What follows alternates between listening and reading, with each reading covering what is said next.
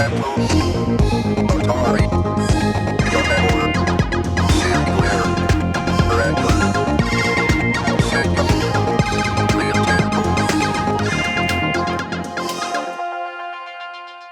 welcome to a new episode of The Retronaut.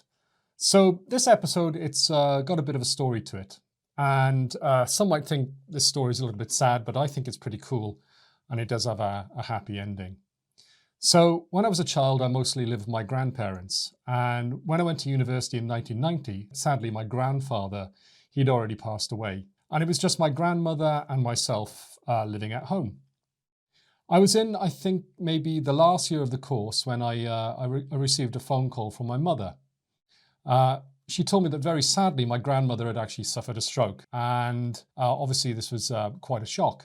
But she'd survived. And it was early days, of course, but we all hoped that she'd have some kind of recovery. So yeah, I mean, we were all pretty much in shock at that point. Now, because of this stroke, my grandmother would have to go into sheltered accommodation. So that meant that the house that we'd been living in, we'd have to give that up, and all of the items would have to be removed from the house. I can't really recall the reason why I couldn't make it back home for this, to help with this thing, to help with moving out. But I think it was something to do with, there was something going on in university, or I probably just didn't have any money, because by that point, I really was quite low on funds, and I just didn't have much money for even food, let alone traveling halfway across Britain. So a few days passed, and I called a few days later, and apparently everything was done, everything was moved, or some of the things had to be disposed of because there was just no room to store them. What happened next? So this is, it was very, very awkward, this whole situation. But anyway, so luckily, my gran did make a partial recovery, and she could actually eventually talk and walk after having some physiotherapy. So a short while later, when I came to visit her, I was told by her that my belongings that had been recovered from my room was in a small shed attached to the back of the bungalow. So I went out the back and I had a look, and there was I think it was an old coal shed. It was pretty tiny, so my heart sank, because I thought, well, there's no way that all of my stuff could be stored in that room. It was about the size of half the size of this table. So yeah, that was a bit of an issue. I looked inside and I could see that there was actually some artwork from, I think it was secondary school, and a few other bits and bobs from college, but nothing really from all of my childhood and my teenage years. Pretty much all of that was gone from what I could see. So I asked my mother, and she said that as far as she knew, that was it. That was everything that they were able to save. So the rest of the things, yeah, my entire childhood was just gone. And it was a bit of a shock. Back in university, I did actually still have some things. So I had my Amiga 500, which I took with me, some 3D software, a few books, things like that. But pretty much everything else was, gone with the wind. Anyway, the good thing was my gran, was still with us. And so I looked on this philosophically, really. And that's the way it stayed really for the next, now this is crazy, 30 years, until about 6 months ago. So then I was talking to my mother on the phone, and we were, I was planning to go down and visit. And she mentioned that she'd been in the loft. And she was looking for something, and she'd found some of my stuff. She said she found about 3 to 4 boxes, and it appeared to have my stuff in it. She didn't know what it was, but she said, ideally, when I came down next, I'd be able to look through it and see what I wanted to keep and take it back with me. So that next weekend, I visited her, and at some point, I quickly whisked upstairs to see what was in these boxes, and lo and behold, it was all the stuff that I thought had been binned. I was surprised, shocked, and obviously I was quite elated to find out that, my entire childhood hadn't actually just disappeared. So yeah, it's a cool outcome to the story, really. So in the boot of my car outside, I've got one of these boxes. And in this video, I'd like to look through that box with you. It's got a lot of stuff in there from the 80s, and I think even some stuff from the 90s. So yeah, it's going to be cool. It's a little bit sooty, because apparently when these boxes were in my mother's loft, she had the roof replaced, and yeah, she didn't realize that they were there, and quite a lot of soot got on them. But I've actually cleaned some of the other boxes of stuff, and things usually clean up pretty well. It's quite surprising because the soot is dry, and as long as you don't get it wet and leave it on the items, it comes off pretty easily. So yeah, I'm just going to pop out and get that box, and let's see what's in the time capsule. Okay, so firstly, let me cover the table. It's pretty dirty, this box, so and its contents, so let's just get this on the table first. Let's just put that there. It's just to collect some of the soot. Let me put this chair out of the way because I don't think we're going to need this for now. And let's get the box out. So here we go. And here it is. There's the box. I'll just move it a little bit closer to you so you can see in there better. And straight away, you can see something which is, you know, so evocative of the period, really, William Gibson's Neuromancer. So let's take that out.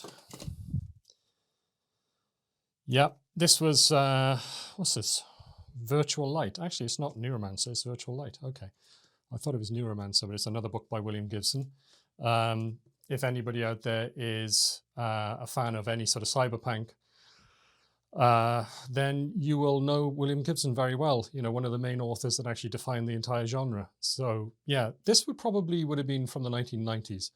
So yeah, there's one of my books, a bit of light reading for college when I was in university. Yeah, this is pretty cool. Wishbringer by Infocom. Yeah, I don't know if you can see the dirt on there. It's actually not that visible on camera. So £9.99, sold in a Virgin Megastore, Amiga. The box feels a little bit crushed. Not much actually, but it's just a little bit. Let's see if I can get it open, see what you get inside. Ah, it's actually better than I thought. You do actually get something. I'm going to touch it very lightly because I don't want to get soot on it on the interior. There's the manual, and I'm hoping in there. Yep, there's the Amiga disc. Brilliant. Okay, well, actually, that's pretty cool. And like I said, you know, this is a Mastertronic edition of an Infocom game. Generally, they were much more cut down than the full versions, but yeah, I'm surprised with that. That's actually not that bad. I never got to play this. That's the weird thing. I own this, but I never played it. So I now own this in the grey box edition. So yeah, I need to play that at some point. Anyway, let's not get fixated on Wishbringer, right? Next. Delicate Sound of Thunder, audio tape, Pink Floyd. Yeah. Oh, one of the tapes is missing. Hopefully that's actually in the box somewhere. I don't know if you can see that, how dirty it is. Let's see if I can get a reflection on it. There you go. Yeah, that'll need cleaning. This is brilliant. Like my Dragon 32. I'm trying to remember what Ugg was. I think he used to run down a hill, and he had a spear, and then the pterodactyl would try and kill him. And yeah, you had to throw the spear at it. I don't have a tape deck for a Dragon 32, but I do actually have a Dragon 32 now, in working condition. So, and it was my first real computer actually. So that's hopefully this might be something I can actually play. Although I'm not sure if I'll be able to load it off the actual original tape. Again, it's covered in dirt. So yeah, that'll need cleaning. As you can see, there you go. There's some soot, but that'll clean very well, I think. Probably inside it's actually probably pretty much pristine, which is why I'm not going to open it. Okay. This is for the Amiga, is it? Yeah, the Amiga 500, the Amiga 2000, 2500, which is not a machine you hear of a lot. It's basically an A2000 as far as I know. I don't remember this game that much. Oh, I know what it is. It's the one where there's a lot of traveling around on a landscape, and you go via different forms of transport. I think that was the big selling point of this at the time. I found it a little bit tedious because you did really spend a lot of time traveling around, and then from what I remember, some mysterious guy would turn up in a gunship and you would get blown up with missiles, and that would be the end of the game. Yeah, there you go. You see, somebody flying around. There were lots of islands, and there was a lot of meeting up with agents, I think. Yeah, it's been a long time since I've seen this. I don't even remember buying it. That's the weird thing. But I obviously did. And this shows that people back in the day didn't just pirate software. We did actually buy stuff. There is the proof of the pudding, as you can see. All this commercial software. Oh dear. There are some safe cleans for lenses here, and a copy of Dungeon Master. And oh my God, it's seen better days. However, it's squashed quite nicely, almost like a flat pack. So I think if I'm careful with this and I wipe it down very carefully, this is actually going to come out looking okay. I have to assume that the floppy disk is missing, right? It can't be inside there. Well, it could be, but I doubt it. So it's looking quite dirty, but my experience is these clean up pretty well. And this looks like what I need to do is probably put something inside it to try and give it its box back. Yeah, so that needs a bit of renovation on that one. But one of my favorite games back in the day, again, on the Amiga. So it looks like so far a lot of the stuff in this box is Amiga games. Obviously, there was a Dragon 32 game. I did see this. What's this? Oh. CJ Thomas, #1. I have no idea what for. Okay. Supplied by Swansea Models and Hobbies, long time defunct. Back in the 90s, I used to paint figurines, Warhammer, those kind of things. And I entered a competition in Swansea with, it was a Minotaur, and it had a banner above it. I had some stuff in COD Latin, and it won, got #1 prize. So yeah, there's my little trophy for that. As I said, this box it's just an absolute time capsule, and it's what I love about it. It's just so varied, and this isn't manufactured in any way whatsoever. This is just the box as found, and I'm pulling things out as I find them. So yeah, my little trophy. I can see here carrier command, and I can see some other things. You obviously can't see everything in the box. Another Amiga game. This time by Mirror Image, by the looks of it. I don't think this is the original edition of the game, so I was probably trying to save a bit of money here buying this when the price went down. And I love this game. It was such an amazing idea. 3D shaded graphics, that showed that the Amiga could do shaded graphics. The frame rate wasn't exactly wonderful. I'm not sure I've actually ever played this on something like an Amiga with an 030 processor or an 040. So might be an interesting game to go back to and see if it actually works any faster if you have a higher frame rate, if you run it on a faster computer. This is absolutely stinking, but it is dry. So, and actually not much of it's coming off my hands, although yeah, they are getting a bit dirty. So yeah, yeah, this is obviously, these might come in useful later.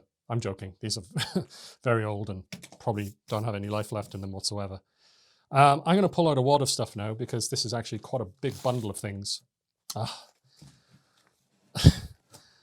Dragonlance. Classic D&D.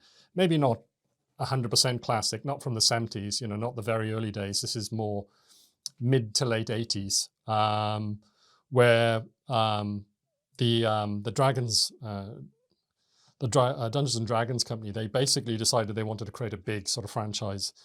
So they had a series of books produced called Dragonlance, and then these were used to produce these modules, which are different campaigns that you can actually play in D&D. What would be rather cool, actually, is if they used a modern engine, like, for instance, the new Baldur's Gate engine, to actually take some of these games and translate them into a modern RPG on the computer. There were versions of these games back in the 80s and 90s, but they were very rudimentary because obviously computers back then were, pretty basic, as we know. So yeah, that would be really cool if we could see these. I think these are all Dragonlance. Yeah, I think this looks like the full collection. Dragons of Desolation. Yeah, everything's there, look. Amazing. And yeah, they're numbered, so I'm assuming that I've got all of them there. Let's just put that to the side over here. Make a little bit of room. This is funny. What's going on here? it's pretty badly damaged, this one. It's the Advanced Dungeons & Dragons 2nd edition. So I don't know if you know the history of AD&D, but basically there was Dungeons & Dragons, the original game. Then it got very complicated, so they decided to call it Advanced Dungeons & Dragons. And by I think it was about 1986, 87, they started to produce the 2nd edition. And this is actually, looks like it's a Spelljammer edition. And that's actually a whole subsystem of AD&D where you get to fly around in spaceships in alternate dimensions. And it's interesting that I mentioned Baldur's Gate, because this is actually, it's one of these ships actually is what you travel on in the beginning of Baldur's Gate 3. This actually looks like it's photocopied. I don't think it is. I think this is actually, well, no, it must be photocopied. Look, it's all faded. So I don't know what was going on here. It looks like it's the real thing, but it actually looks photocopied. Yeah, maybe that's not aged well. Oh, the hunting. Amazing. Oh, I can't believe I've got this. So, bit of artwork there, look. There's my character or something like it. Bit of a bullet there. Obviously, I was really into this. I've got to read through this at some point. This is amazing. This was a play-by-mail role-playing game, which came out in about 1984, something like that. And the idea was you would create a character like in D&D. Look at my hands again, very dirty. And then you would basically, I don't know what this is all about. There's a ruler with a hammer. But you would basically create a character, and then you had to send off what you're going to do to a dungeon master who's out there in the world, and he would interpret what you said, and then based on what everybody else did, he would then send you back the results of your actions. An amazing game, kind of based on Escape from New York.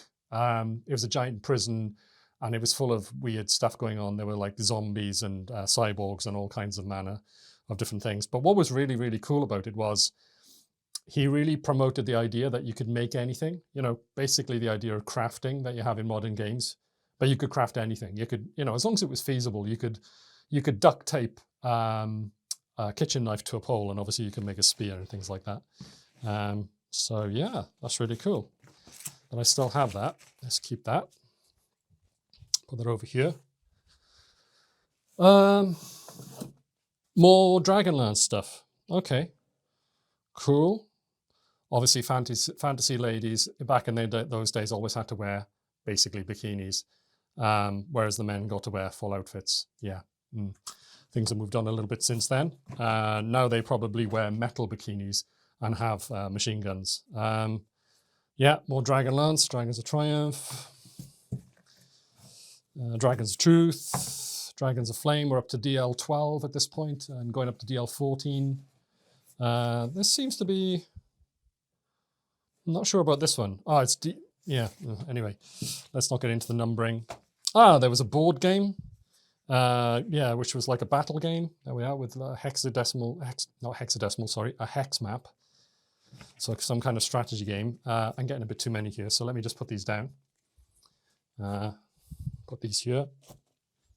And I think what I'll do after this video is I'll spend some time tomorrow during the day actually going through these and cleaning them with a cloth and get them in good condition so I can actually store them and try and keep them in better condition in the future. As you know from the story, these just basically disappeared into my mother's loft. So yeah, I mean, that's why these are in the condition that they're in, because I never actually got to store these away nicely. I think originally these would have been lying flat on a shelf, not in boxes or anything like that, but they've been put into a box here, and obviously they've got a bit folded over the last literally 30 years. Yeah, that's crazy. It's just a crazy amount of time. How, you know, time has flown. Dragons of Deceit. Ah, what do we have here? Let's put that here. Now we have some, looks like video game magazine. Oh, Voyager. Okay. So it's actually more of a science fiction magazine. It's got a feature on Return of the Jedi, on terraforming planets. I remember reading that article. That was amazing. There was like 0G diving, so you could dive from a diving board, you know, 100 meters above the ground and fly through the air and then dive into a pool on Mars. And yeah, all kind of crazy science fiction stuff going on in there. Oh, look, Steven Spielberg, and that's actually probably how old he was at the time this magazine was produced, which was produced in, I'm trying to see the age of it actually, 1983, £1.50, which in today's money is over £1,000. No, I'm kidding. But yeah, it wasn't cheap. I think magazines these days are very expensive, aren't they? Like £10 a copy. But yeah, £1.50. There is a photograph of somebody's eye. Obviously, I was doing some kind of photography period, and I did that. Oh, look at that. That's a sad thing. Oh dear.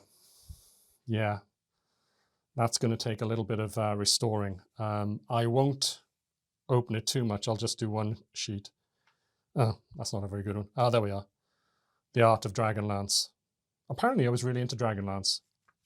I don't remember it being like this, but obviously that's the case. These wouldn't have been cheap. You know, you're talking about £10 each.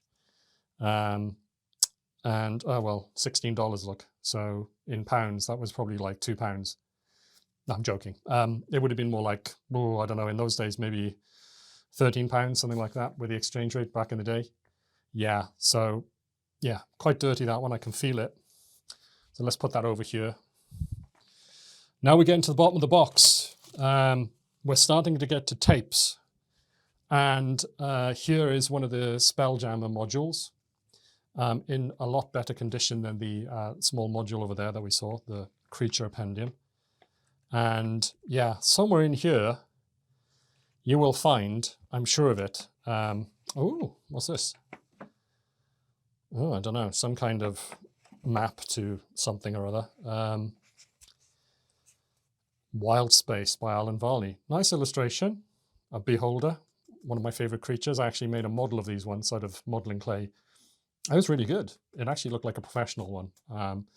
Yeah, I never carried on with that, but I should have, because I got pretty good at modeling with Milliput. I was using Milliput, which dries rock hard, and yeah, it would have been nice to actually get that made as an actual metal model. So let's put that over here. Now we're into tapes, pretty much. Again, yeah. Let me just put this back for a second. This tape here is a superstar. Quest by Dragon Data. This was one of my favorite games on the Dragon 32. It was, from what I remember, it was pretty basic. It was a role-playing game. Even back then on the Dragon 32, I was quite into role-playing games. Look at the bit of fluff hanging off there. I doubt very much if that's going to work. I mean, it might do. All I can really do is wipe it down and put it somewhere safe. And hopefully, once we get some kind of tape recorder interface set up on the Dragon 32, maybe we'll actually get that loaded in a future video. Wouldn't that be really cool? Yeah, that would be really great. So I'm just going to put that there. Funnily enough, I don't have a joystick for my Commodore 64 or Commodore 128. This is actually, as you, oh, hang on. Yeah, I thought it was broken then. It felt a little bit floppy, but actually I think it's okay. Yeah, it's a bit clicky, which is exactly what you would expect. Oh, that doesn't look good, does it? Yeah, that looks a bit weird. I'm not sure if this has survived the slumber. Connex 1985. Yeah, this would have been my Commodore 64 period. Yeah, beloved by many people. I was more of a fan of the, I forget what it's called. It's black with yellow buttons. But anyway, I obviously had one of these. Scramble, another Dragon 32 game. Why do I have so many Dragon 32 games? Well, I'm going to talk about this in a future video, because what actually happened is my Dragon 32 broke. And I had to ask for a refund. It's a totally true story. It's bizarre. But literally eight months after I bought it, the button on the back broke and I couldn't keep it turned on. And it was just a nightmare to work with, because I had to push it against the wall basically to keep it turned on. And if it moved away from the wall, it turned off. So I sent a nice letter to Dragon Data saying, Dear Mr. Dragon Data, your computer broke. Could I please have a refund? And I did that because I knew I'd heard it through the grapevine, because my gran, who I mentioned earlier in this video, she worked for Metoy, and Metoy was actually the owner of Dragon Data. So she must have heard some kind of rumble that they were in trouble. She let me know, and I asked for a refund, and it was a miracle I got the money back. So that's a fantastic story. It's true. And I will tell that story in a bit more detail in a future video. Anyway, Dragon 32 Scramble. Yeah, the Dragon 32 was actually really good in terms of arcade ports. They weren't the best, but my God, there were a lot of them. Android Attack. Pretty sure that is Berserk. Although obviously there they've decided to go for them. Let me get in focus. It looks a bit more like a Dalek, right? And he's been hosepiped. No, sorry, he's been lasered. And it says it's from Spectral. Shoot your mouth off. It talks, apparently. Talking Android Attack on the Dragon 32. Wonderful. And what's this one? Now this was a good game. This was based on, I think, Amidar. Again, it was another port. If you know the story of the Dragon 32 and its brother from another mother, the color computer, this would have actually been a color computer game. And Microdeal got some kind of deal. It was a very good deal because basically they got all of those Coco games. They put Cuthbert on them. There's Cuthbert there. Looks like the guy from Mad Magazine.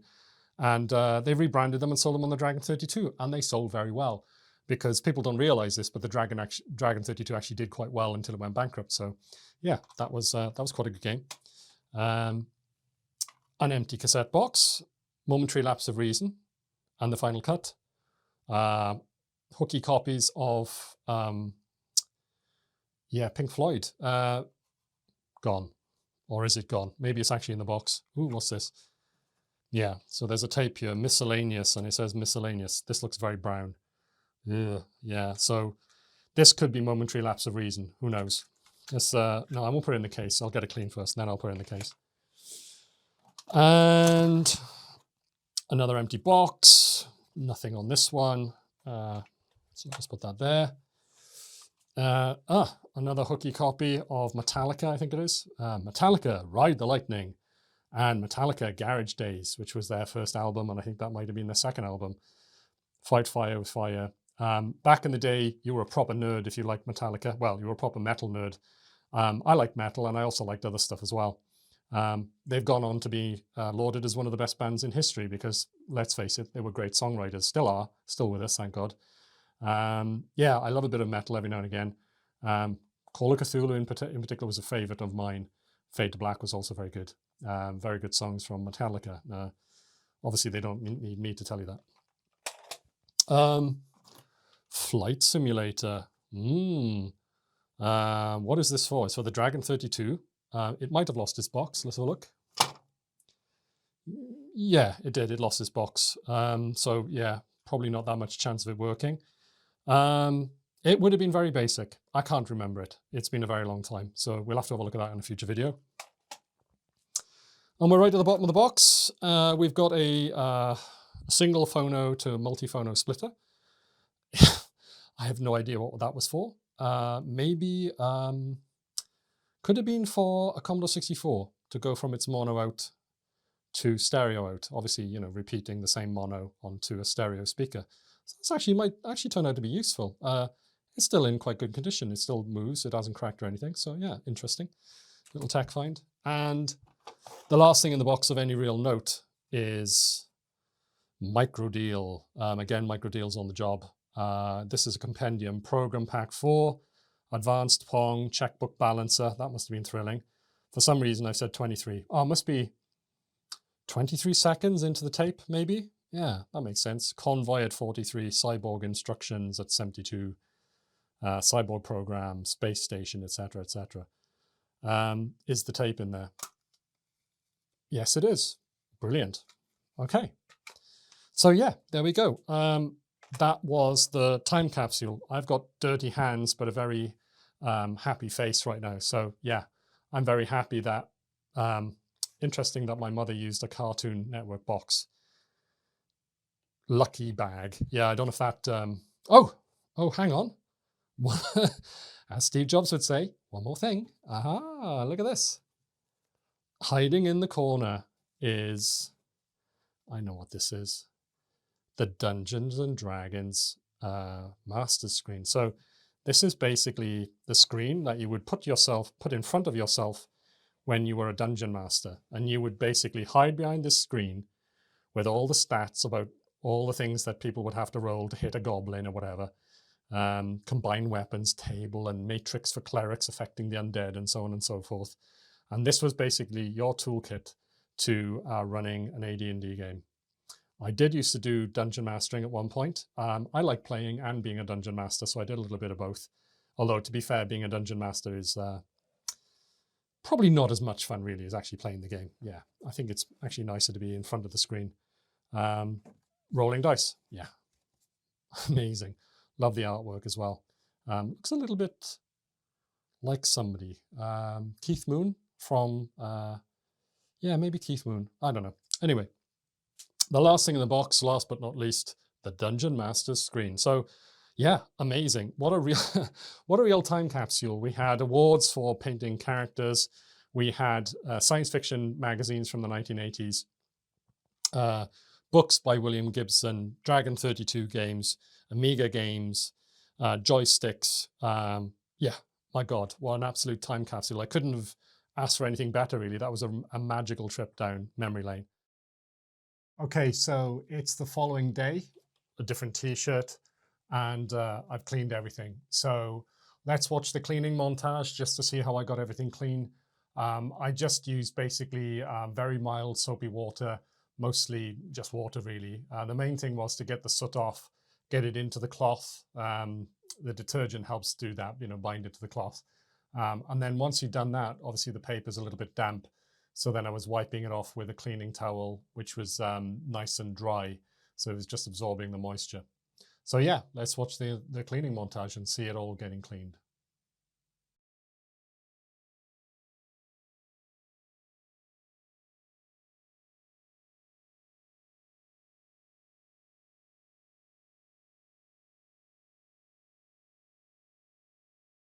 So how did things turn out? Well, it turned out really well. You can see that the tapes here, they're all looking pretty mint. Basically, it's plastic, right? So it's going to clean it pretty well. Some of them felt a little bit greasy, which is why I started using some detergent just to get that grease off. I think for some reason, soot has like oil in it. I think it's the resins from the coal. So that can actually come out of the soot and then get on things, and things get quite greasy. So it's not very nice, but it is what it is. The Dragonlance modules came out looking really nice. They basically look mint. There's a couple of places where the paper was left exposed and it's gone a little bit yellow, but basically most of them look mint. There's one missing, which is a bit weird from the original series. The William Gibson book is looking great, as you can see. Put that there. Hope it doesn't fall over. The Voyager magazine is a fantastic time capsule, like all of this really, because this is actually science fiction from 1983. I had a quick flick through it, and it actually has some computers in there, retro computers. Look, there's an Atari 800 XL and a Commodore 64 and a BBC Micro there. I'm not sure what this one is over here. So yeah, that's interesting. I'll have to have a read through this, see what it has to say about the computers back in the day. It's talking about Return of the Jedi, terraforming other planets, the Twilight Zone, interview with the director, I suppose it must be the film, the golden years of science fiction, and Tripodicus, building an alien creature. Really interesting. Wishbringer looks mint. I don't know if you can see that, but it's actually very glossy. Looks brand new, basically. The inside of the box didn't get dirty anyway, so yeah, that's come out really well. Carrier Command looks really good. It was already a bit dirty back in the day by the looks of it. It's got like scuff marks on it, and the box is a little bit damaged. I don't know why. But yeah, that actually came out looking pretty good. Really looking forward to actually doing a review of that game, because that was an absolute classic. Shaded 3D graphics, yeah, on the Amiga back in the day. So it'd be interesting to see how that plays on one of the faster machines. I'm not sure if I actually ever tried it on like a 68030 or 68040, so that'll be interesting. Dungeon Master actually looks pretty good now. The box was very squashed. It's a little bit scuffed. Some of these tabs have got really mangled. But I put some cassettes inside, audio cassettes, and that's just to basically hold it in a box shape. And as you can see, it's working quite well. So yeah, I'm really happy with that. Looks pretty good, doesn't it? And then we have Flames of Freedom. Not such a classic game. Very elaborate packaging. Came on 3 floppy disks. Very big manual in there. And there's even like a keyboard thing. It was a little bit overcomplicated, really. Very ambitious. You've got to give it that, actually. Probably why I bought it. A couple of more AD&D things. Spelljammer, as I said. Watch out for Baldur's Gate 3, which actually has you traveling in a Spelljammer ship flying through the astral plane and into hell and things like that. So interesting that that's actually a thing. The Art of Dragonlance book is perfectly in good condition inside. You know, it's got all the illustrations by the greats of D&D, Elmore. What was the other guy's name? Jeff Easley. That's right, Jeff Easley. I think out of the two, I prefer Jeff Easley. He had more painterly style, but they were both really cool. And the original D&D stuff was actually Elmore. So yeah, he's actually even more classic D&D than Easley. But anyway, that's in really good condition inside. It's a little bit warped outside. So some of this stuff will actually have to be put in a pile with heavy things on top of it. The Dragonlance modules, they're already doing that to themselves because I got them piled up. I'll put it all in a big pile and then I'll put some very heavy books on top with some heavy weights and hopefully it'll compress this stuff and get it all flat again. So yeah, what can I say? It actually came out really good. It's so nice to get this stuff back, which I thought was just completely lost. And I'm really happy I could get to share, you know, that moment with you when I actually discovered these things, which I thought were gone forever, basically. I hope you enjoyed the video. You know what to do. You need to click on the like button if you like the video, of course. Obviously, please subscribe if you enjoyed. Let your friends know, because obviously word of mouth is very important, and getting other people to watch these videos is important. Otherwise, the channel won't grow, right? I hope you enjoyed it, and I hope to see you in the next video. I'll see you next time.